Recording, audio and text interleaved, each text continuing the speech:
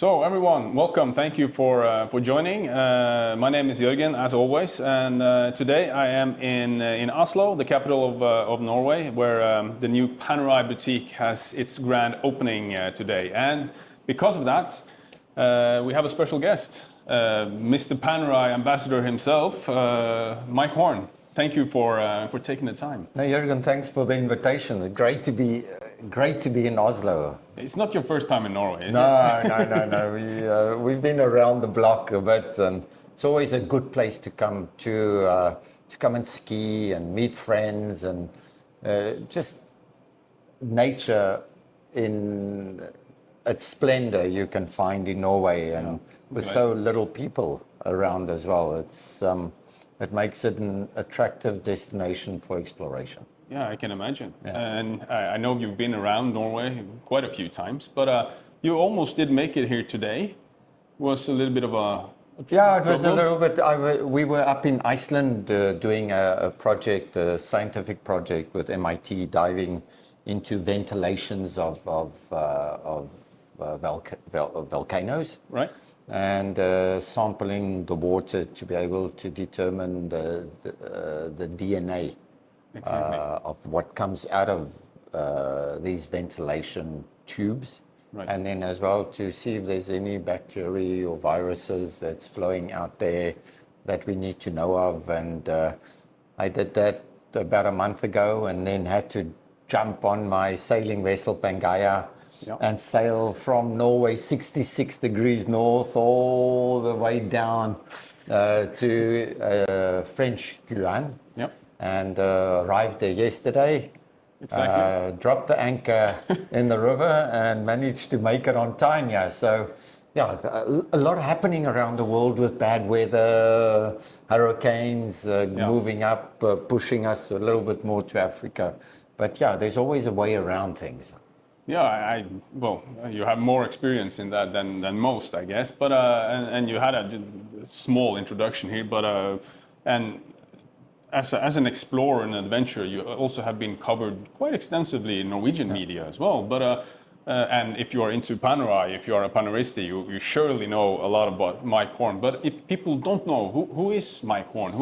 Well, I think it's kind of like Mike Horn. He was born in South Africa about 60 years ago, and kind of left South Africa to come out and explore the world, where the concept of exploration turned into a job. Right. So I'm a professional explorer today. And sometimes people ask me, how do you become an explorer, a professional, to be able to be paid to do what most of us pay to do? Exactly. And it all started when I was a younger boy in South Africa. Grew up with a father that allowed me a lot of freedom, gave me a lot of trust and confidence in myself, was always there to support me. So family created a solid base.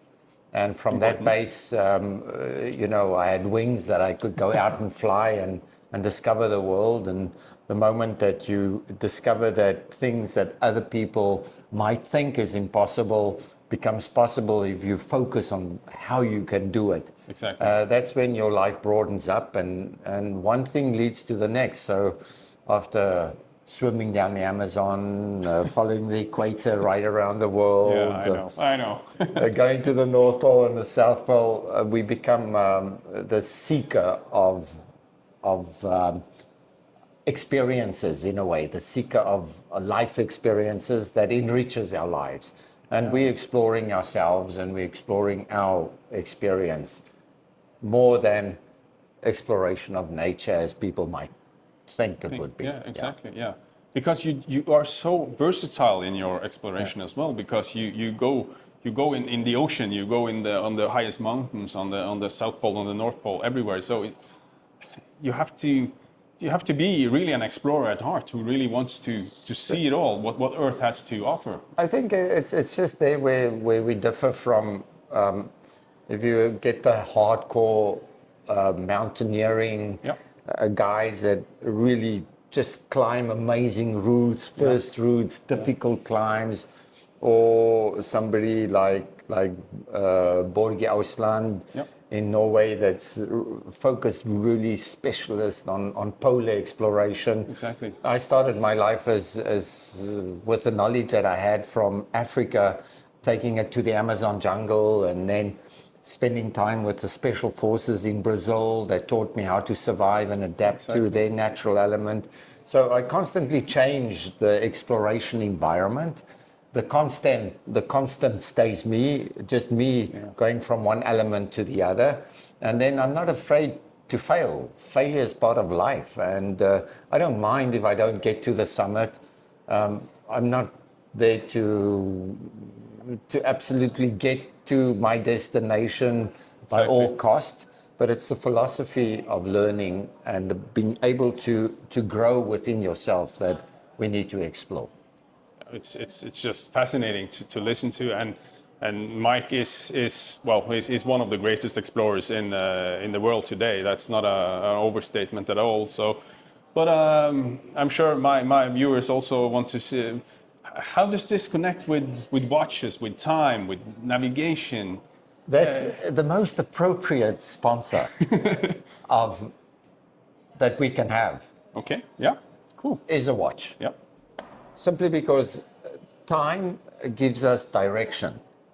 And when you go into extremes like the North Pole or the South Pole or underneath the water, you need to be able to have a way of telling the time to know the direction you're walking in. Because if you go to the North Pole, crystal liquid, if you take a smartwatch or something that's got a crystal liquid display, at minus 18 it freezes. yeah, If you take a watch that's not amagnetic, the magnetic fields of the world have an influence on how the watch functions and how trustworthy the watch would be. exactly. And then if you take a watch that have the wrong oils, those oil freezes at certain temperatures and your watch loses time. Exactly. So each time Panerai made a watch for me was a specific timepiece to accompany me with the direction, Exactly. where I couldn't rely on compass, where I cannot always rely on a crystal liquid display of a GPS, but where I had to rely on a mechanical timepiece that would keep on giving me the correct time Exactly. at minus 50 as well as plus 30 degrees. Exactly. No, it's just fascinating, and of course, I know a lot of explorers can appreciate the analog watches, the mechanical watches that actually just functions in those harsh environments. So, but Panerai, how, because you've been an ambassador now for 2 decades for Panerai. Yeah. It's been 23 years. 23 years, yeah. How did it come about? How did it land on Panerai? It's an amazing story, Jürgen, because that was like, I was nominated for an Oscar in the world of sports. So every year there's an organization that's called the Laureus World Sport Awards. Yep. And the Laureus gives trophies in 7 different categories to the best sportsman, the sportswoman, sport with disabilities. They call it as well the comeback, old sports personalities that got injured, that came back, Okay, yeah. and reached the summit again. Exactly, And yeah. in one of these categories, they got extreme sport. And I won in 2001 the category of extreme sport. Maybe I was the only one in the category, and Probably not, but that's how I won it. But anyhow, so when I won the category of an extreme sport, in the audience there was a person, a guy called Johan Rupert. exactly, yeah, Johan Rupert was the owner of the Richemont Group, the president. yeah, And when I received the prize, and I said, but as a young boy growing up in South Africa, I dreamt about becoming a sports star because my father was a South African rugby player. okay, yeah, And he inspired me a lot through his achievements to be able to as well want something a little bit more to be able to do a little bit more than the others, so you can become a little bit faster, a little bit quicker, to be Exactly, able to yeah. excel just who you are. Yeah. It's not to force a kid into a certain way. It's just, let's go a little bit further. Let's run a little bit longer. Then you'll see that's going to make the difference. course. And sometimes we stop before we can really make those differences. And we Exactly. should teach people to go that extra mile, because that's what's going to make the difference in the long term of life. Yeah, because the limit isn't always where you think it is. You know? Exactly, and that's the world of exploration, is we're going past that limit. And when I won this prize, Johan Rupert came to me as we walked out of the Grimaldi Forum, and he kind of touched me on the shoulder and he said, wow, it's to hear you speak, and I'm inspired. And he took his Panerai watch off his arm, Okay. put it around my arm, and that was in 2001. And he said, from today on, you will only wear a Panerai watch, because we share the same philosophy. I was unknown. This was before social media. Nobody knew what a guy like, I was a young explorer leaving South Africa, and he wanted a philosophy more than a Brad Pitt or Tom Cruise or David Beckham, that can add much more value in because they've got many more followers than a guy like I would. I had nobody. So the philosophy is what created the first contact.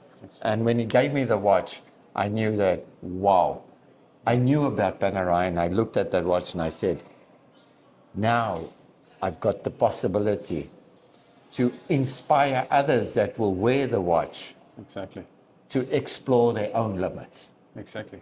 That is a great story, and I can only imagine being, you feel a special bond to a brand who kind of treats you that way, as you say, before social media, before you can use this in a commercial aspect, really, but they kind of just supported the idea, the exploration, and you as a person. They supported the philosophy. So Panerai didn't put their money into getting a superstar.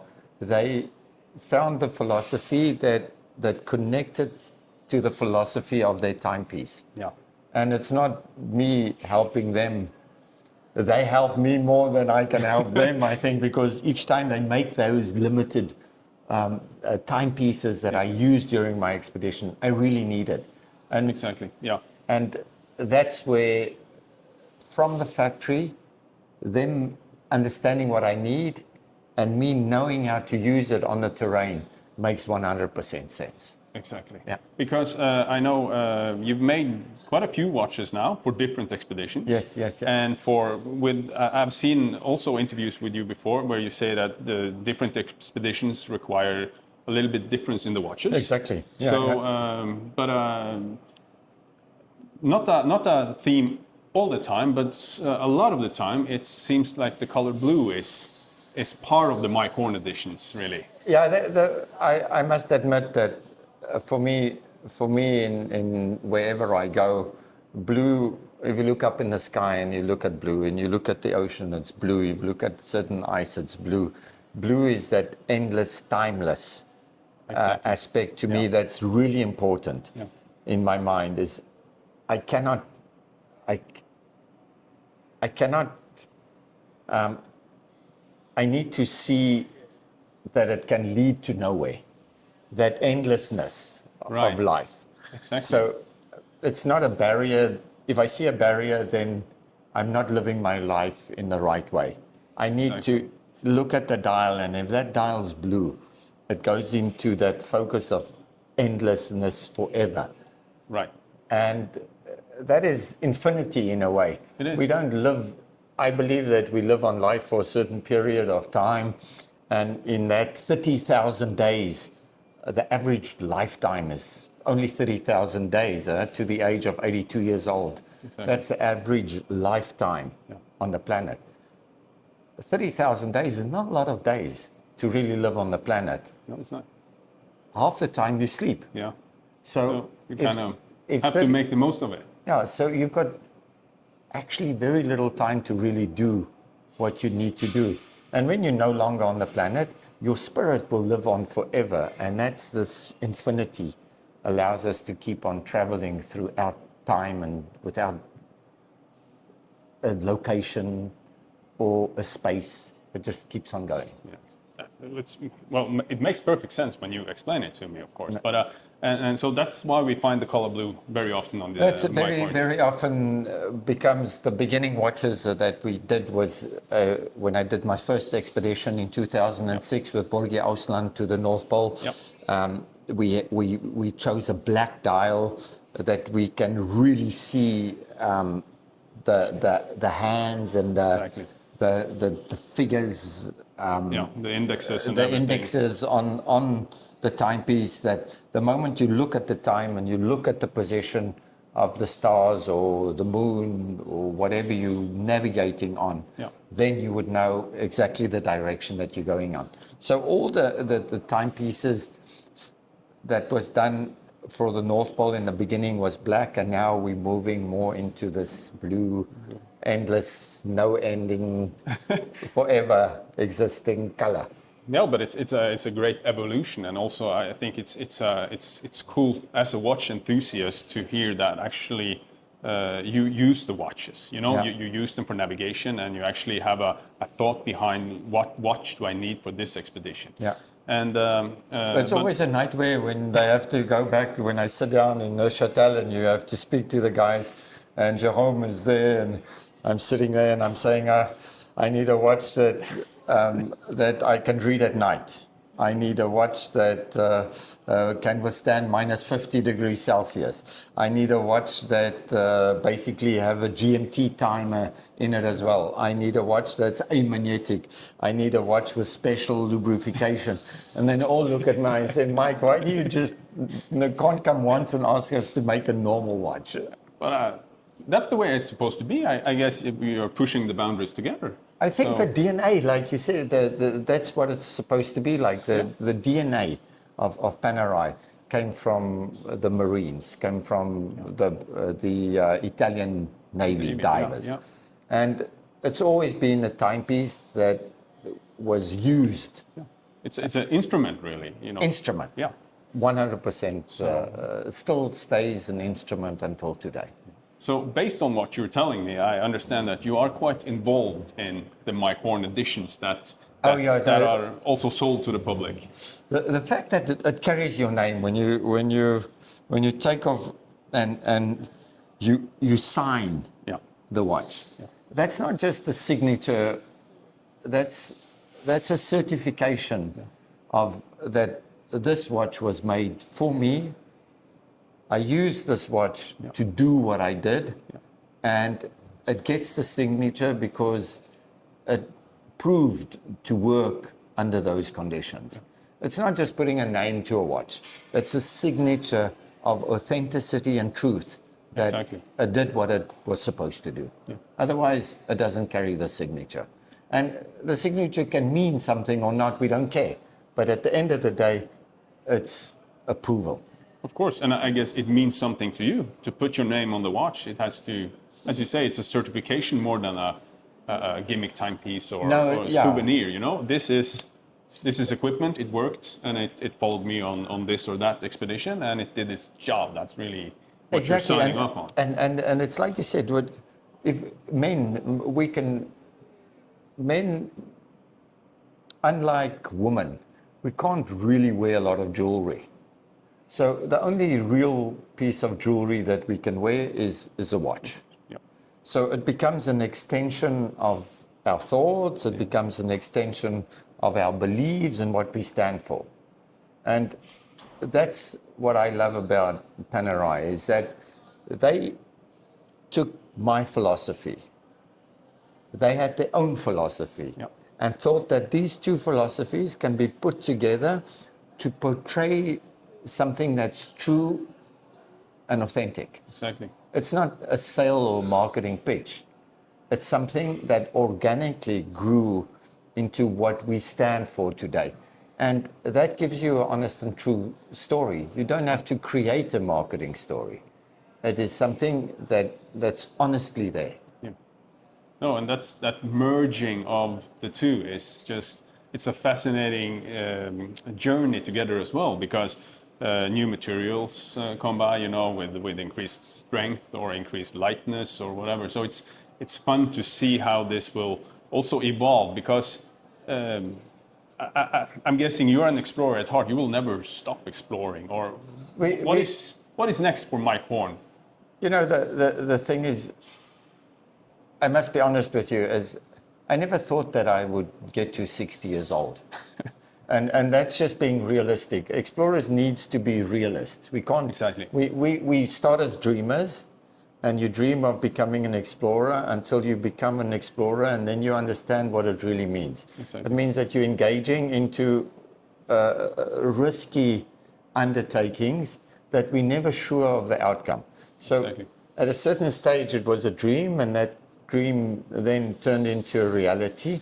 And the reality was that, wow, we are taking risks. We're not always calculating the complete risk that we take, and there is some danger involved doing things like crossing the North Pole or the South Pole or climbing high mountains. Of course. Unfortunately, people pass away.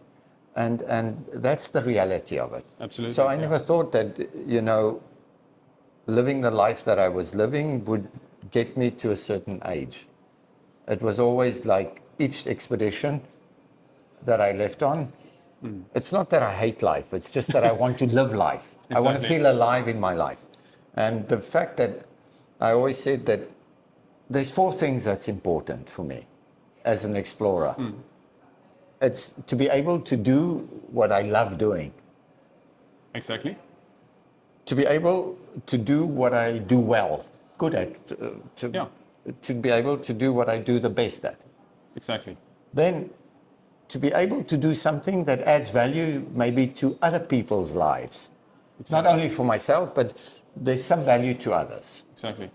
And then if I can earn a little bit of money, those four things are important. Yeah. Do what you love, do what you do well, do something that adds value to others, earn a little bit of money, and you live happily. And those pillars Yeah. 4 pillars. Yeah. that we construct or build in our lives allows us to then go out and explore our limitations. Yeah. And it makes perfect sense when you're saying it as well. And I know what you say, you know, you can make a value for others as well. I know you've been it's been important for you to show kind of the beauty of the world to others as well, so that they can kind of take part in your exploration, your adventures. We need to educate the young people. We need to do environmental projects that can make the world a better place tomorrow. We, like I said, just came back from Iceland where we did a big research program with MIT on sampling. We're doing a DNA mapping of the world. Yeah. And these are not things we're trying to sell to look good. These are things we do because it's what we love doing, because we're at places that other scientists don't always have access to. Exactly. We go a little bit beyond the beaten track, and that allows us to get research samples that becomes difficult for others to get. So that if that can help us conserve the planet and move forward, that's the philosophy of what Panerai supports me in as well. So they don't ask me to do environmental projects, to greenwash or to do whatever. They ask me to explore. Yeah. What does exploration mean? It can be physical exploration. It can be research exploration. It could be storytelling by inspiring younger people. It can be simply just explore for yourself. Yeah. So really no boundaries. That's what it's just do what you love.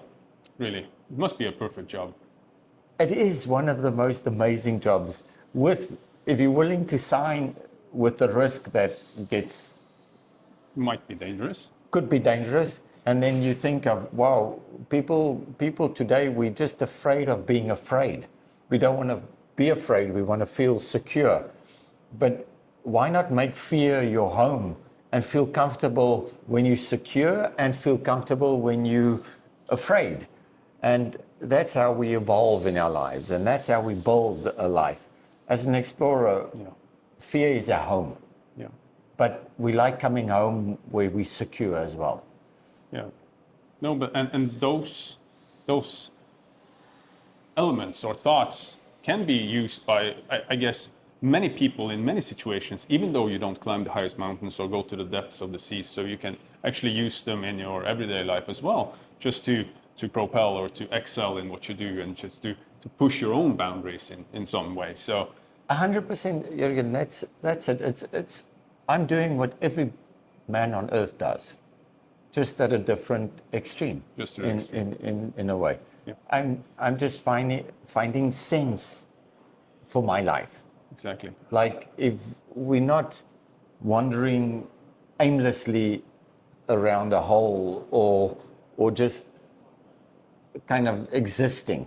Yeah, exactly. We Existing. we're living. Exactly. And it's not, I do not want to only survive, I want to strive in life. And the moment that you start striving in surviving is the moment that you enrich yourself with knowledge. You live in that space of fear and unknown that becomes that comfort zone that you feel really comfortable in. And then you enrich yourself with experiences that builds you as a person. And it's maybe for nobody else at that moment. But there's a moment that it's going to be, you're going to be able to use it to inspire others. Which is a perfect thing to do, I guess. Other than living your own life, if you can inspire others, it's a great thing as well, I guess. So, but then I'm just reading between the lines and guessing, but we will probably see more Mike Horn editions in the years to come, because you will not stop going on. No, the fact that I've kind of badly planned my life a little bit as well, and I didn't always put money away for, like I said, never thought that I would become as old as I am today, made me kind of understand that if I don't explore today, I die. Exactly. So the way that I explore changes a little bit.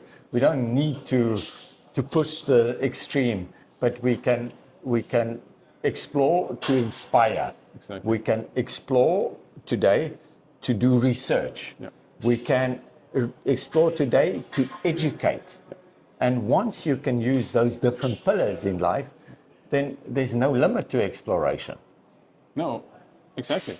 And I guess you're absolutely right, and that goes whether you are young or you're old or so you can do that all.